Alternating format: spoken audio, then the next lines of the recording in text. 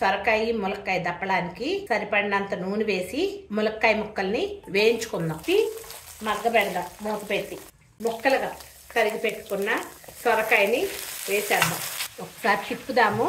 SIM మీదే పెట్టండి. కొంచెం ఉప్పు వేసి ఒకసారి తిప్పి మూత పెట్టి మగ్గనిద్దాం. మధ్యలో కూడా నేను ఒకసారి తిప్పుకున్నాను.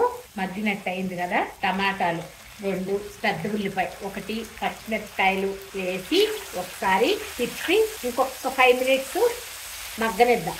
నేను ఫ్రిడ్జ్ లో స్టోర్ చేసి పెట్టుకున్న మామిడికాయ ముక్కలమ్మ. మాలు మీకు ఫ్రెష్ దొరికితే అదైనా వేసుకోవచ్చు. వేసి ఒకసారి తిప్పుదాం. తరిగి పెట్టుకున్న చిలకడ దుంపలు కూడా వేసేయండి. సొరకాయ ముక్కలకి సరిపడా రేషియో తీసుకోండి అమ్మ. టమాటాలు కానీ ములక్కాయలు కానీ ఏదైనా కూడా అందాజుగా 1 నిమిషం వేయించి పులుసు పోసేద్దాం. మగ్గుతున్నాయి కదా. సొరకాయ ముక్కలకు సరిపడానే చింతపండు పులుసు పోసేసుకుందాం. మీడియం ఫ్లేమ్ లో నిదానంగా ఉడకనిద్దాం. సొరకాయ దప్పడం కోసం మసాలా తయారు చేసుకుందాం. కొన్ని ధనియాలు, మెంతులు, శనగపప్పు, కొంచెం మినపప్పు కమ్మటి వాసన వచ్చే వరకు వేయించండి. కొంచెం జీలకర్ర, ఎండుమిరపకాయలు వేసి స్టవ్ ఆఫ్ చేసుకోండి. ఎక్కువ వేగొద్దు. ఒకసారి తిప్పేసి మెత్తగా పౌడర్ చేసి తీసుకొని వస్తాం. కలాపెలా ఉడుకుతాను కదా. ఒకసారి తిప్పుకోండి. ముక్కలన్నీ ఉడికిపోయినాయి. కూరకు సరిపడా కారం, కొంచెం కారం పడుతుంది. అలాగే బెల్లం, నూరు పెట్టుకున్న మసాలా పౌడర్ వేసి ఒక్కసారి తిప్పండి. మూత పెట్టుకొని పక్క పొయ్యి మీద పెడదాం. ఉడుకుతూ ఉంటుంది. తిరగమాతకి ఆవాలు, జీలకర్ర, కరివేపాకు, ఎండుమిరపకాయలు ఎక్కువ వేయకూడదు.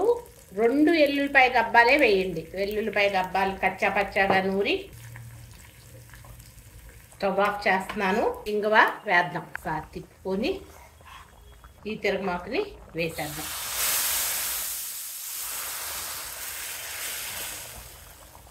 అలాగే కూరలో కొత్తిమీర కూడా వేసేసుకున్నాం. సాఫ్ తిప్పండి.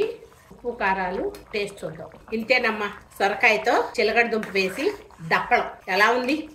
నచ్చిందా మరి మీకు?